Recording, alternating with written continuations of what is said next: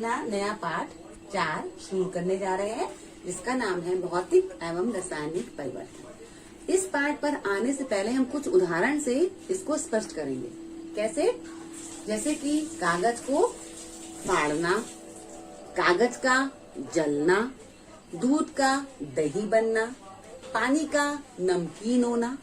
तो कागज को जब हम लोग फाड़ते हैं, उसके बाद अगर हम उसको जोड़ देंगे तो वो पुनः वो स्थिति हमको प्राप्त हो जाएगी। ये कौन सा परिवर्तन है? भौतिक परिवर्तन। कागज को जैसे हमने फाड़ दिया, टुकड़ों में कर दिया, फिर उसी टुकड़ों को हम रीअरेंज कर देंगे। जैसे कांच को तोड़ना, फिर उच्च ताप पर उसको गर्म करो तो कांच फिर से जुड़ जाता है। तो जो ऐसा परिवर्तन, पदार्थ का ऐसा परिवर्तन जिसमें कि पदार्थ की भौतिक अवस्था में परिवर्तन होता है, परंतु उसके रासायनिक गुण और रासायनिक संगठन में कोई अंतर नहीं आता है, उसको ही हम लोग भौतिक परिवर्तन कहते हैं। जैसे नमक का पानी, मतलब वैसे पानी में हम लोग नमक डाल देते हैं, पानी नमकीन हो जाता है, तो वह स्वाद जो होता है वो नमक जैसे ही पता चल रहा है, इसमें कोई अंतर नहीं आ रहा। इसका मतलब ये भौतिक परिवर्तन है। चीनी वाला पानी का शरबत बनाना, हम लोग शरबत बनाते हैं, चीनी डालते हैं तो शक्कर मीठा हो जाता है, वही पानी। भौतिक अवस्था में अंतर आता है। ठीक है। ऐसे ही अगर हम लोग जैसे तो दूध का दही बनाने पर हम पुनः दही से दूध नहीं प्राप्त कर पाएंगे, तो ये कौन सा परिवर्तन है? रासायनिक परिवर्तन। क्योंकि इसमें क्या, पदार्थ की वह अवस्था, इसका रासायनिक संगठन ही बदल गया। तो ऐसे पदार्थ जिसमें भौतिक अवस्था में परिवर्तन होता है, परंतु उसका रासायनिक गुण, रासायनिक संगठन में कोई अंतर नहीं आता, उसको हम लोग भौतिक परिवर्तन कहते हैं। ऐसा परिवर्तन क्या होता है? जो प्रोडक्ट होता है हमारा एक्स, जैसे कोई चीज है, पदार्थ है और उसने चेंज किया तो वाई बन गया, प्रोडक्ट बन गया, लेकिन उसको कुछ देर बाद हम पुनः इसी स्थिति में प्राप्त कर सकते हैं, तो ये हमारा भौतिक परिवर्तन है। जैसे पानी को हम लोग ठंडा कर देंगे तो बर्फ बन जाएगा, बर्फ को फिर हम लोग पिघला देंगे तो फिर पानी आ जाएगा, तो वो अवस्था पुनः प्राप्त कर ली, इसको हम लोग क्या कहेंगे? भौतिक परिवर्तन। ठीक हो गया? चलो अब कुछ और उदाहरण देखकर इसको हम ठीक से और समझेंगे। पहला उदाहरण क्या है? नमक का पानी में घुलना। जैसे हम लोग पानी में नमक डाल देते हैं, घोल देते हैं, फिर इसको जब गर्म करेंगे तो क्या होगा? वाष्पित हो जाएगा। जब पूरा पानी सूख जाएगा तो नीचे सफेद सफेद चीज रह जाती है, जब उसको तुम चखोगे तो वो नमक है। तो क्या हुआ? पानी में घुल गया था नमक, फिर वापस हमने नमक को प्राप्त कर लिया। तो भौतिक अवस्था तो बदली, लेकिन रासायनिक संगठन में कोई अंतर नहीं आया। ठीक है। अब ऐसे मोमबत्ती या मोम या फिर घी का पिघलना। जैसे मोम हम लोग जलाते हैं तो मोम पूरा घुल जाता है, पिघलते नीचे जम जाता है ना, तो मोमबत्ती का पिघलना, घी का भी पिघल जाना, ठंडा होगा फिर वापस जम जाएगा, तो ये सब भी भौतिक परिवर्तन ही है। पानी का जम जाना, हमने बताया अभी कि पानी को जब हम लोग जमा देते हैं तो बर्फ बन जाता है, फिर थोड़ा उसको बाहर निकाल दो फ्रिज से, फिर पानी बन जाएगा, तो वो अवस्था पुनः प्राप्त हो गई। तो ये जो परिवर्तन होता है ये दोनों दिशाओं में चलता है, इसलिए इसको उत्क्रमणीय क्रिया भी कहते हैं। उत्क्रमणीय क्रिया कहा जाता है इसको, क्योंकि यह परिवर्तन दोनों दिशाओं में बनता है, अर्थात इस पदार्थ को हम लोग पुनः प्राप्त कर सकते हैं। ठीक है। लोहे की छड़ का गर्म होना। लोहे की छड़ को जब हम लोग गर्म करते हैं तो पूरी छड़ गर्म हो जाती है, जब उसको हटा दो आग के पास से तो क्या होगा? ठंडी हो जाएगी, पुनः हमने वही स्थिति प्राप्त कर ली। बल्ब का जलना। बल्ब का जो फिलामेंट होता है वो जल जाता है तो रोशनी आती, कमरे में प्रकाशीय ऊर्जा हो जाती है। जब बंद कर देते हो तो पुनः हम लोग फिलामेंट बंद हो जाता है, फिर से बल्ब वैसा का वैसा हमको पोजीशन में प्राप्त हो जाता है। तो इसमें तुम लोगों ने क्या ऑब्जर्व किया? ये देखा कि ऐसा पदार्थ का ऐसा परिवर्तन जिसकी भौतिक अवस्था में तो परिवर्तन होता है, परंतु उसके रासायनिक गुणों में या रासायनिक संगठन में कोई अंतर नहीं आता, और हम पुनः उस पदार्थ को उसी स्थिति में प्राप्त कर सकते हैं। ठीक है। भौतिक परिवर्तन उसे कहते हैं। अब इसी क्रम में आगे बढ़ेंगे। रासायनिक परिवर्तन, इसका जस्ट उल्टा है। भौतिक परिवर्तन का पूरा बिल्कुल उल्टा।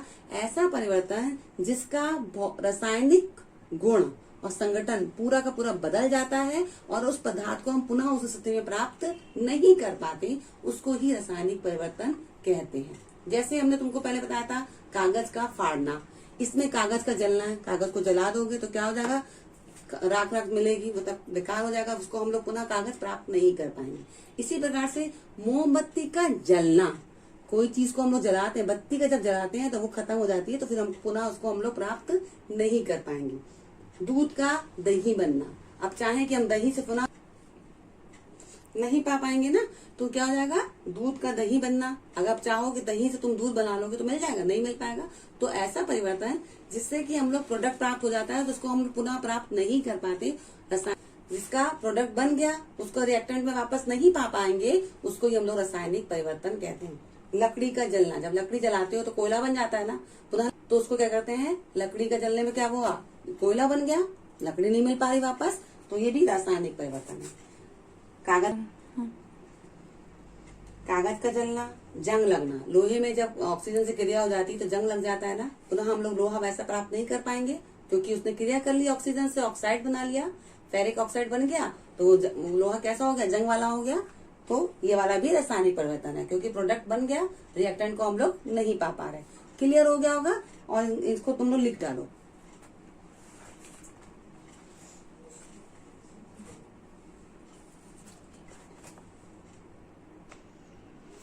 अब देखो इसमें एक्टिविटी में क्या है, एक बड़ा सा बर्तन ले लो, उसमें 1 गिलास पानी डाल दिया, ठीक है, उसमें 2 चम्मच बड़ा बड़ा लेकर नमक डाला, पानी को बहुत उबाला।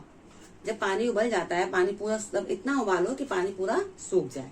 पानी सूख जाने के बाद हम लोग देखते हैं, नीचे उतारते जब बर्तन देखते हैं कि उसमें तली पर क्या है, कुछ सफेद सफेद चीज दिखाई दे रही है। जब हम उसको चखते हैं तो क्या है, वो नमकीन दिखाई, वो होता है, वो क्या, वो प्रोडक्ट होता है जो नमकीन स्वाद में होता है। तो इसमें क्या, ये वाली एक्टिविटी क्या शो कर, लास्ट में इन सब में देखा कि इन सभी परिवर्तनों में कोई नया पदार्थ नहीं बना, तथा पदार्थ के अणुओं की संरचना में भी कोई परिवर्तन नहीं होता है। परिवर्तनकारी कारक को हटा लेने के बाद वस्तु पुनः प्राप्त की जा सकती है। तो भौतिक परिवर्तन में पदार्थ का रूप बदल जाता है, परंतु कोई नया पदार्थ नहीं बनता है। भौतिक परिवर्तन के पश्चात सामान्यतः पदार्थ की पूर्व स्थिति पुनः प्राप्त की जा सकती है। ये भौतिक परिवर्तन का एग्जाम्पल था। पानी में भी कर सकते हो, गर्म करो, फिर जब उसको पूरा पानी उबल जाए, ठंडा हो जाए, तो तुम देखो कि नमक तुमको नीचे तली पे दिखाई देगा। तो रूप बदल गया, परंतु कोई नई चीज हमको प्राप्त नहीं हुई। तो यही भौतिक परिवर्तन है। तो उदाहरण भी देख लेते हैं, एक्टिविटी दूसरी भी। शीशम का पतली पत्ती, फीता या तार का टुकड़ा लो और उसको एक सिरे से मोमबत्ती के लौ के पास ले जाएंगे। तब क्या होता है कि सफेद सफेद प्रकाश देता हुआ जलने लगेगा। पूरा जलने के बाद सफेद रंग का पाउडर शेष बच जाता है। तो क्या ये सफेद पाउडर मैग्नीशियम की तरह ही है? नहीं, ये एक नया पदार्थ है। तो यह परिवर्तन रासायनिक परिवर्तन है, क्योंकि मैग्नीशियम ने क्या कर दिया, ऑक्सीजन से क्रिया कर ली और मैग्नीशियम ऑक्साइड बना दिया। ठीक है, जब क्रिया करने पर प्रोडक्ट बन जाता है, वापस उसको हम लोग प्राप्त नहीं कर पा रहे। क्लियर हो गया कि ये रासायनिक परिवर्तन है, क्योंकि मैग्नीशियम ने क्या किया, ऑक्सीजन से क्रिया कर लिया तो मैग्नीशियम ऑक्साइड बन गया, और जब फिर मैग्नीशियम ऑक्साइड को हम लोग पानी में करते हैं तो मैग्नीशियम हाइड्रोक्साइड बन जाता है। तो रासायनिक परिवर्तन में एक या एक से अधिक नए पदार्थ बनते हैं, जिसे सामान्यतः पूर्व पदार्थ में प्राप्त नहीं किया जा सकता। क्लियर हो गया, एग्जाम्पल से और समझ में आ गया होगा। अब हम लोग 1-2 और देखते हैं एक्टिविटीज, फिर लेसन खत्म हो जाएगा। मोमना या जमना भौतिक परिवर्तन है। वो हमने तुम लोग को उदाहरण में बताया था कि हम लोग जब मोमबत्ती को जलाते हैं तो क्या होता है, नीचे देखते हैं ना, घुलते घुलते नीचे जमती चली जाती है। तो मोम का पिघलना क्या है, भौतिक परिवर्तन। लेकिन उसका मोमबत्ती का जलना रासायनिक परिवर्तन है। 2 है, ठीक है। जब मोमबत्ती को हम लोग शुरू में जलाते हैं तो जलती हुई तीली को बत्ती के निकट लाना होता है। इस प्रकार एक जब मोमबत्ती ठीक से जल जाती तो उसको बुझाने के बाद तुरंत जलाने के लिए जलती हुई तीली जब मोमबत्ती से थोड़ी दूर पर भी रखते हैं तब भी मोमबत्ती जल जाती है। इस पूरी एक्टिविटी में आप मोम के तीनों अवस्थाओं को देख सकते हैं। जब खड़ी हुई मोमबत्ती है, ठोस अवस्था है। जब जलने लगती है तो उसमें पिघल के नीचे गिरने लगती है, वो उसकी कौन सी अवस्था हो गई, गैस अवस्था हो गई, द्रव अवस्था हो गई। और बुझाने के बाद बत्ती से निकलने वाला जो सफेद रंग का धुआं निकलता है, धुआं ऐसा, वो उसकी गैस अवस्था होती है। तीनों अवस्था हमको मोम में दिखाई देने लगती है। वास्तव में मोमबत्ती में मोम वाष्प ही जलती है, तभी तुरंत बुझी मोमबत्ती के निकट हम जलती हुई थोड़ी दूर पर भी अगर हम बत्ती रखते हैं, जलती हुई तीली रखते हैं, तो वो तुरंत मोमबत्ती जलने लगती है। ठीक है, मोमबत्ती का जलना अर्थात यह एक रासायनिक क्रिया है, क्योंकि मोम वाष्प वायुमंडल की ऑक्सीजन से क्रिया कर कर एक नया प्रोडक्ट बनाती है। घुलना भौतिक परिवर्तन है, लेकिन कली चूने का जल में घुलना रासायनिक परिवर्तन है। देखो ये एक्टिविटी है, ग्लूकोज को जब पानी में घोलते हैं तो क्या होता है, ग्लूकोज का शरबत बन जाएगा। जितना ये मीठा है उतना ही इतना मीठा उतना ही रहेगा। तो उसमें कोई भौतिक अवस्था में परिवर्तन जरूर हुआ, ग्लूकोज को पानी में घोल दिया तो शरबत बन गया, लेकिन इसका रासायनिक गुण में कोई अंतर नहीं आया। ठीक है। और उसमें क्या होता है, पानी जो तुम लोग हाथ लगाओगे बर्तन में तो वो ठंडा ठंडा लगेगा। तो ग्लूकोज प्लस जल को जब घोलते हैं तो क्या होगा, ग्लूकोज का शरबत बनता है, ऊर्जा का शोषण होता है, ठंडा रिएक्शन। तो ये एक भौतिक परिवर्तन है, इसमें कोई नई चीज नहीं बन रही।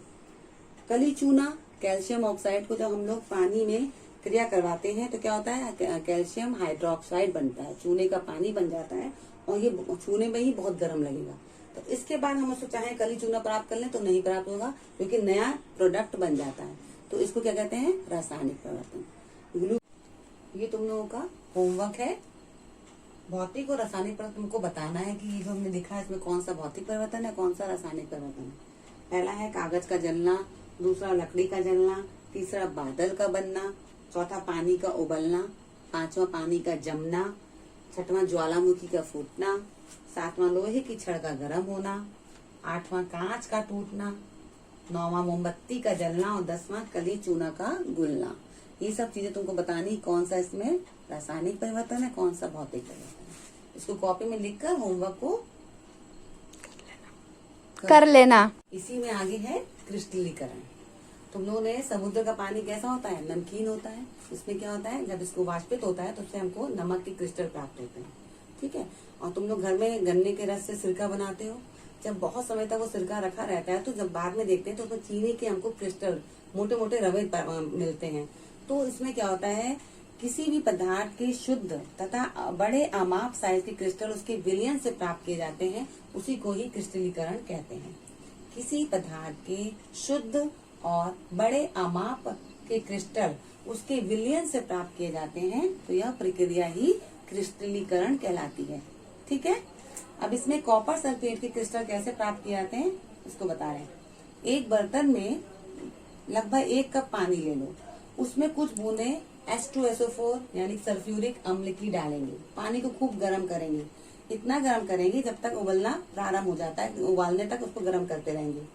अब इसमें क्या डाल दिया, कॉपर सल्फेट का चूर्ण डाल देते हैं। कॉपर सल्फेट बने CuSO4, उसका पाउडर इसमें डाल देंगे और चम्मच की सहायता से उसको घोलते रहेंगे जब तक घुलना बंद हो जाए। तो उसको अन्य बीकर में विलयन को फिल्टर पेपर से छान लेंगे। छानने के बाद एक जब स्थिर स्थान पर रख देंगे, बिल्कुल भी जैसे कि ऐसी जगह पर रख देंगे वहां पर वो हिले डुले ना, और कुछ समय तक उसको, कुछ दिन तक उसको देखते रहेंगे। क्या देखेंगे हम लोग, कॉपर सल्फर के हमको क्रिस्टल प्राप्त हो जाते हैं। तो यह प्रक्रिया ही क्रिस्टलीकरण कहलाती है। ठीक है। अब आगे हम इसकी एक्सरसाइज नेक्स्ट वीडियो में बताएंगे। चैप्टर आपका खत्म हो चुका है।